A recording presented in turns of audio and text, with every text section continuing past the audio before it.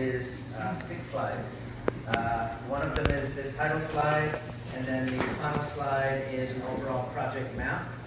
The intent for this evening's update is to provide an update since the March 19th meeting at the Moana District Park. Next slide.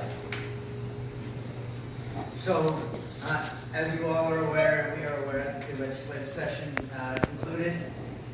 And so we are still in discussions with our partners, the City and County of Honolulu, as well as the State of Hawaii, as to what is the path forward for the Alawai Canal Flood Control Project. While we are doing that, there are a few things that we are still moving forward with, because not only do they benefit the Alawai Canal Flood Control Project, but they are beneficial for metadata for the entire area as well. And that is in late June, we will be awarding to a local firm a geotechnical and topographic survey in order to get accurate elevations of the public lands for which we have rights of entry, as well as geotechnical borings and sediment characterization, so that we can get a better understanding as to what the makeup down around the Alawai Canal, as well as some of the other public lands are for data going forward. Again, this information will be utilized for the Alawai Canal project if it moves forward, but it's also valuable information to the state, the city and county, and the Corps of Engineers for metadata down around the Honolulu Waikiki area. We have an Industry and Innovation Day scheduled for June 17th, 2019 at the Honolulu Country Club. That is the day prior to the Hawaii Small Business Forum, in order for us to capture a large audience of industry. However, we are also extending that invitation out to the nonprofit organizations, Alawai Watershed Association, Alawai Watershed Collaboration, Alawai Centennial, University of Hawaii, academia. We want to make sure that we capture a large audience for a great opportunity for collaboration on ideas for the Alawai Watershed Collaboration for the project as we move forward and begin conceptual designs for the congressionally authorized project.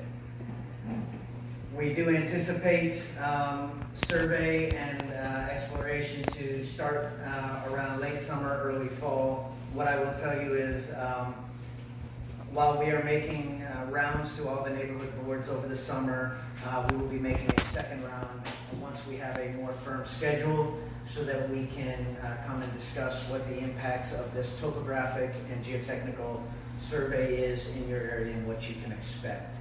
Next slide, please. Again, this is the 1% annual chance of exceedance. We've moved away from calling it a 100-year flood because when it happens more than once every 100 years, it just raises a bunch of confusion. So it's 1% out of every year that we see the possibility or probability of this occurring, and this is some of the impacts. What I'd like to move to the next slide, please. So what I'd really like to focus on is the areas that make it important for that early detection flood warning system. What you see in that far left circle is the Makiki area, which I know you all are very well aware of. There's still residual flooding, and there is an internal or an interior drainage issue because of the elevation of the ground there.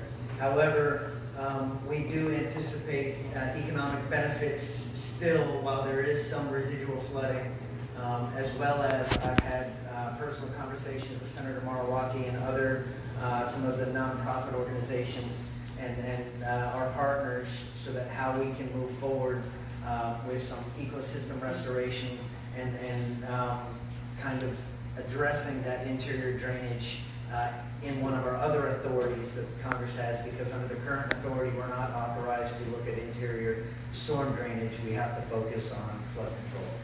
Next slide.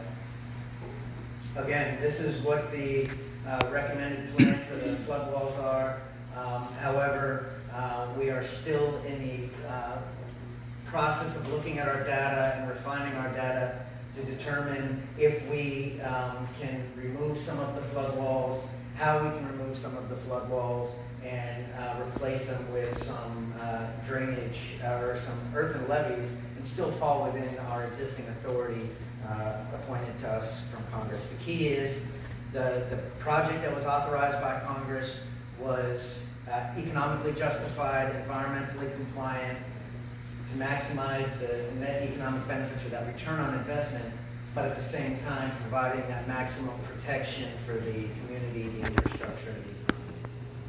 Next slide. Again, this is the final slide, and this is just an overall quick snapshot of what the existing features look like. We're getting ready to move into the design phase with a partner once identified and the path forward is identified. And so the next step will be to refine all of our data from the feasibility and move forward into design. Mr. Chairman, I'd like to give the gentleman 2 more minutes. Proceed. Give 2 minutes. So what it's important for the message for me to get across this evening is this. The feasibility study provided these recommended features based off of the topography, based off of the modeling, and based off of the engineering and the suggestions of experts across the board. We are not saying that it is the only solution. However, after that 17 years of study, it was the solution that maximized the federal interest as well as the protection level. That is not to say that there's not a lot of flexibility in the design phase, because there is a lot of flexibility. As we refine our modeling, which we are undergoing that process right now, as we are gaining more information from this industry day on June 17th, just because the feature says it's a detention basin, it does not say what it's constructed out of. It doesn't say whether or not it's got armor stone and then transitions to natural vegetation and then transitions to concrete where it's necessary immediately around the outfall. Those decisions have not been made yet. That is the process that is the next step. And the first piece of that puzzle will occur on June 17th when we bring academia, the nonprofits like Alawai Centennial, who's been doing a lot of work on this for several years, when we bring everybody to the table in that collaborative effort on June 17th and have that conversation.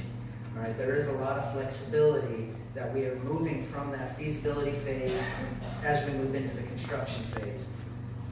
Generally in accordance with opens the door for a lot of flexibility. And that's the one message that if as I leave tonight, you leave here understanding that our goal is to be transparent and our goal is to create a project that benefits the community as well as protecting the economic interests of the area. Thank you very much. Very good presentation. We'll open up. Are there questions from board members? I'll get the lights in. So are there questions from board members? Can you go back to the slide that shows the wall area? Okay, that's the wall area, but it seems like the Mackay side, or the Maka side wall, that's going to prevent the water from flowing into the canal, isn't it? So the way it's worked out right now is we utilize the golf course, and again, this is conceptual, but we're utilizing the golf course as a catch basin and for the water to go in. And we're looking at putting a pump station up near the confluence of the canal and the Manoa-Palolo Canal. We're looking at putting a pump station there. That's actually one thing that was pointed out in a value engineering study previously, and we said we would look at it again during the design, so that's what our folks from the New Orleans district are looking at right now. But to answer your question, yes, there are flap gates. There are measures in place to allow the water to still get down into the canal. However, we're refining all of that right now. As well as I will tell you that as we're refining our data, we're seeing that we're going to want to open up some of that golf course so that we can still use it as a sediment basin, but at the same time, we want to make sure that we address the overland flow drainage that comes down through, because what we don't want to do is create or induce flooding on the other side of that levee. So there are measures in place to allow the water to continue through, but again, this was conceptual in nature. One thing that we're evaluating right now is potentially a cost savings for the project and to the community, but also as a enhancement to the project is where can we eliminate the wall and potentially use an earthen levee similar to what we're using around the golf course. But all of that is going to be further refined and determined as we refine our data, getting this topographic survey, getting the geotechnical information that we need to get. Okay, one last question. Is there a problem with the drainage now? So it's my understanding, talking with people who have been working on this, not only in the core, but outside of the core, is originally the plantation style homes, there was a lot of overland flow and not necessarily an interior drainage. So when we transitioned over time and developed into slab and grade and those other types of homes, that didn't necessarily account for the overland flow. So that's one thing that we're going to want to make sure that we account for as we move forward on the project. I tried to explain that as it was explained to me, so that is not the technical or the engineering definition. However, that is my understanding of how it was explained to me. So you're saying that there's going to be another design planning process for this, correct? Oh, absolutely. So how many more years that may take before you actually do the construction?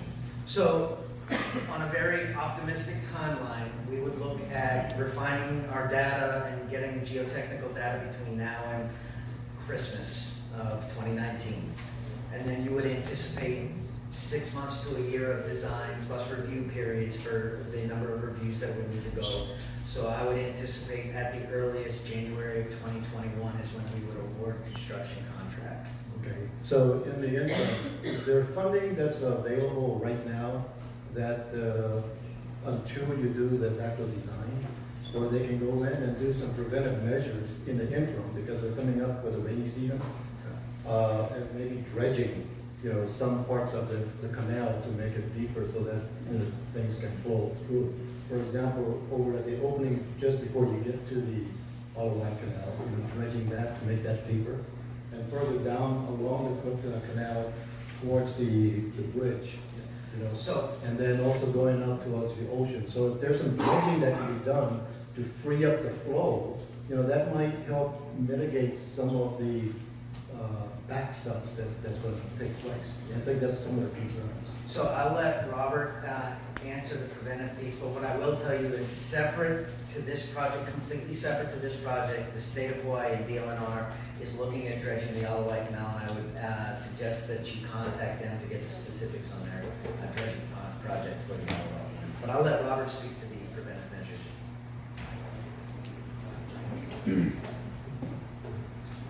So what Jeff also mentioned, about the state dredging, that is a project that's already underway, and I don't have a timeline for that, so we're going to ask the state.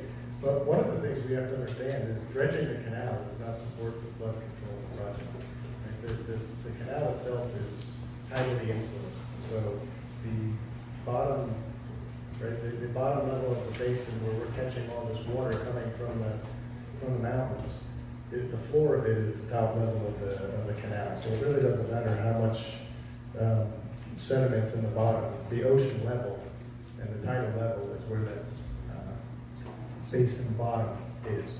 But as far as flooding, of course, depending on how much rain is falling and what the level of storm is at any one time, I'm sure all of you guys know throughout the neighborhoods when that happens where the flooding actually is.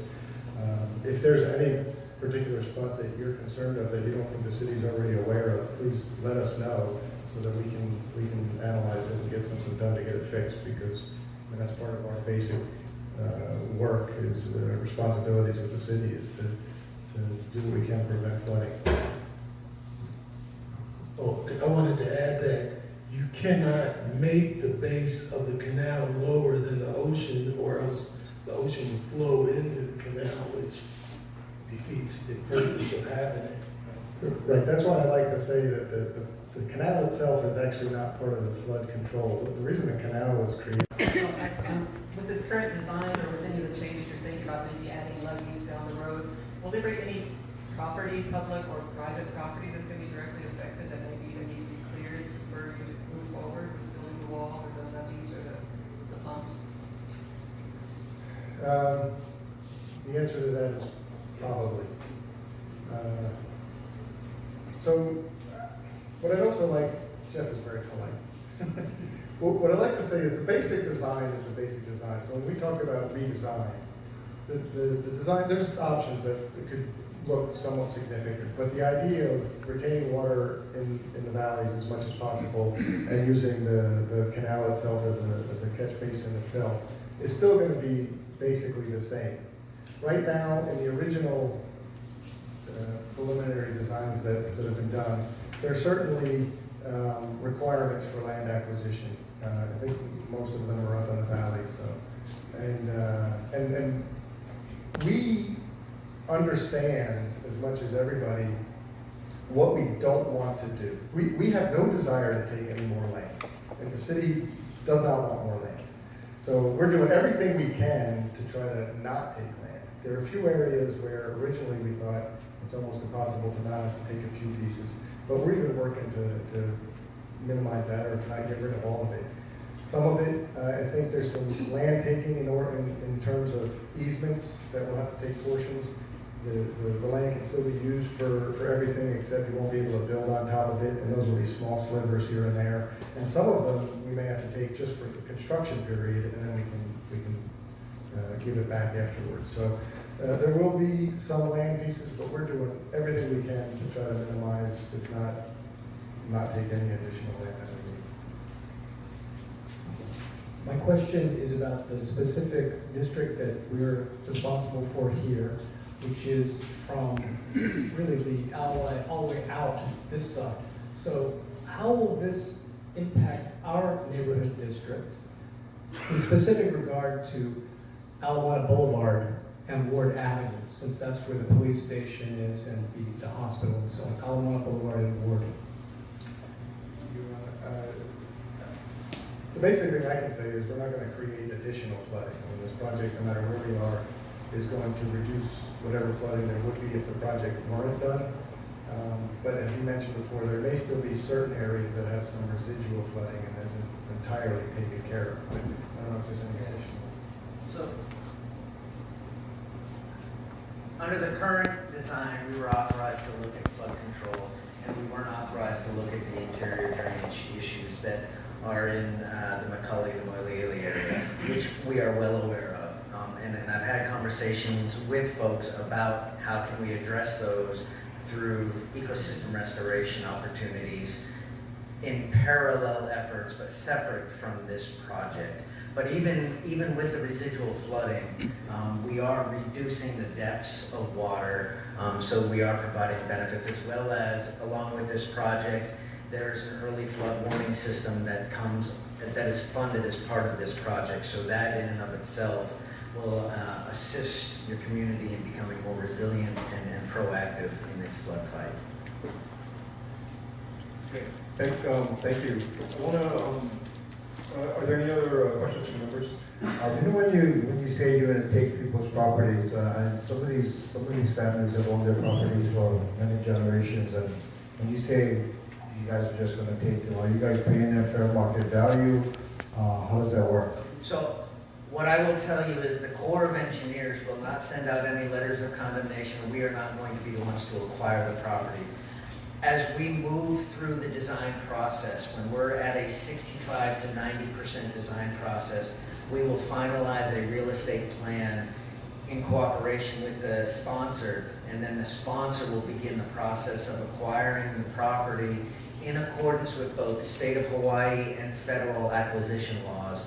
So that, to answer your question, yes, it would be preferred for them to acquire it at fair market value. However, the Corps of Engineers and the federal government is not going to step in and tell the partner how to acquire the property. Thank you. Okay, thanks. You know, I know we do have a busy agenda tonight. I do want to take 5 minutes, though, to open it up if there are any questions from the general audience. I know you did say that we are going to be going to other neighborhoods. Yes, so June 12th, I believe, is the Palolo board. We also have the Makiki, Punch Bowl, Tantalus, we have Makiki, we have Kaimuki, we have Waikiki. So this is just the first of at least 6 neighborhood boards between now and August that I will be attending personally, as well as, again, as we get our construction, or our contractors scheduled for these topographic surveys and for the geotechnical borings, I will be attending and reaching out and doing community outreach. I can't tell you how it was done 10 years ago, but I can tell you, and hopefully you have begun to see from me how I operate in communicating with the community, and my understanding that it is important to communicate with you all. Okay, Mr. Trump. Hi, Mr. Herzog. I know that just looking at this picture, you plan to carve 23 acres out of the back 9 that will remain as part of the golf course, but it will be peaks and valleys during dry, normal times, and then there's a big 1% storm. It would help to retain water, and then you have the earthen berm on the north and the east part. And I would imagine there might even be more in the design phase. I just wish that it remains 18 holes. If you want to do more than what's in there, maybe turn part of it or the whole golf course into a wetland golf course, be my guest. I know that some people in the city are concerned that it may be too difficult for the golfers to play. Forget them. Make it as nice a golf course as possible in terms of the reconfigured character of it, and you know, as a wetland golf course. But I hope that it stays 18 holes. Thank you. I can tell you it will stay 18 holes. Okay. Okay, any other questions? Ms. Magna, if you could come up and raise one of the mics. Mr. Herzog, 7 neighborhood boards have passed resolutions saying they do not like this plan at all. They think it's an abomination. They have requested that this plan be paused and revised. You held 1 public meeting. This is the biggest public works project on this island for many, many years. You'd think that it would warrant many, many, many open public meetings. This is not the place to get all the details. The fact that you had only 1 public meeting and it was a very angry meeting, and you said you're good at communication, are you not listening to what the people are saying to you? Are you not listening to what the neighborhood boards have said? They don't like this project, including this one, and it should be paused. So what do we need to do to get you to recognize that there's a lot of opposition to this? And I live on Alawai Canal, and putting concrete walls down each side. Did you not come to the greeting of the hokalea on the promenade? This neighborhood board has worked hard to get that promenade revitalized, to put concrete walls down both sides of our historic and beautiful canal. It's an outrage. So all this thing about, yeah, we're going ahead and we're going ahead, it's not acceptable to us. And telling us a few things at this meeting is not acceptable either. We need to do a whole lot more. Thank you. Thank you for the input. That's actually directed at the city, county, and the state, since we would be the sponsors. So we would be the ones that would be able to not sponsor this if we don't want to. And we've taken all that input. I think there's been almost 20 years of input provided to this. And so yes, recently there's been an outpouring on people who don't like it. You're right. City and county and all government agencies, state, federal, have a basic responsibility. The responsibility to protect the citizens. Top, right? Before we take care of parks, before we take care of the homeless, first thing is public safety. So we take that very seriously, and this is one of those projects that's for that. I think a lot of the things that the public has been talking about what they like and they don't like, we are working on. We are trying to accommodate that. These walls that you talk about, the concrete walls, you're not going to see all concrete walls. We are reducing them. He's mentioned, we're gonna make some levies in certain places where we can on the Mackay side. On certain places, we cannot. Engineering, it's not possible. Or, if we do, we're taking away the whole Alawai Boulevard, right? Right now, the city's not willing to do that, to make a whole levy on that side and reduce the road, the boulevard, okay? So, there's a lot of input that we received. We are taking it all into consideration. But this is an engineering project to reduce flood for public safety. It's imperative that we do that. And every day that we delay is just another day we give Mother Nature an opportunity to hit us with this 1% storm. And right now, we're not willing to wait much longer, because they've been happening. And they've been happening recently. So we have to take care of that. But we've got your input, and we have to make a decision about it. Okay. Yeah, do you have a quick comment? It's my understanding that the original sponsor with US Army Corps was DLNR, and then in order for the project to proceed, the city has been asked to take on the project, and that Mayor Caldwell has not signed on this because if you look at the EIS, it's going to be about $1 million a year in operations and maintenance of these basins that are supposed to last for 50 years. So that to this point, there still is no project because the city is not taking it on because the DLNR does not want to go half-half with them. They're saying the city has to take full responsibility. And once the Army Corps builds it, they're not going to be able to maintain it. So this money every year is going to have to come out of our pockets. Our share of the project is $125 million. And during this process, there are many suggestions from people in the community. Laura Ruby, Michelle Minervi up at UH.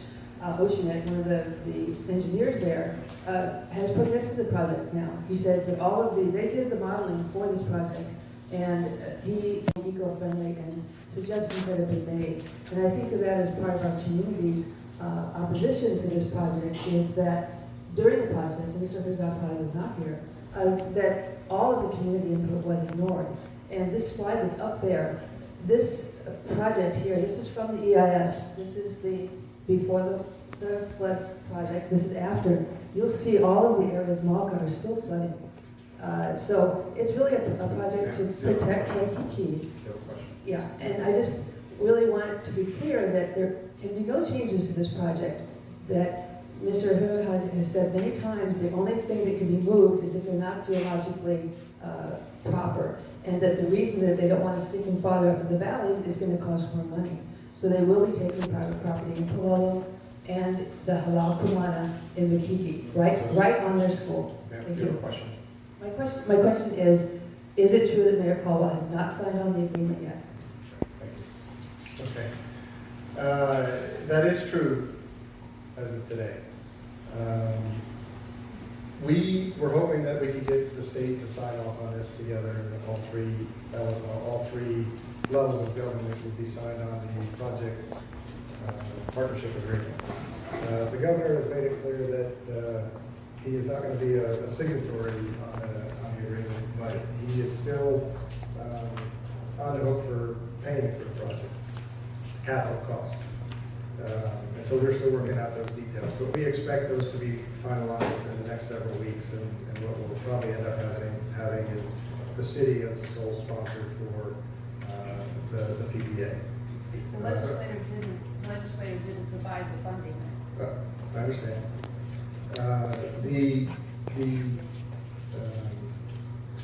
As far as the $1 million a year, that is the estimate for the maintenance costs so far. This is not new. This is a common practice for the Corps of Engineers throughout the United States. They perform projects, flood control projects all over the place. Okay, all over the place. And it is the sponsor's responsibility to maintain it.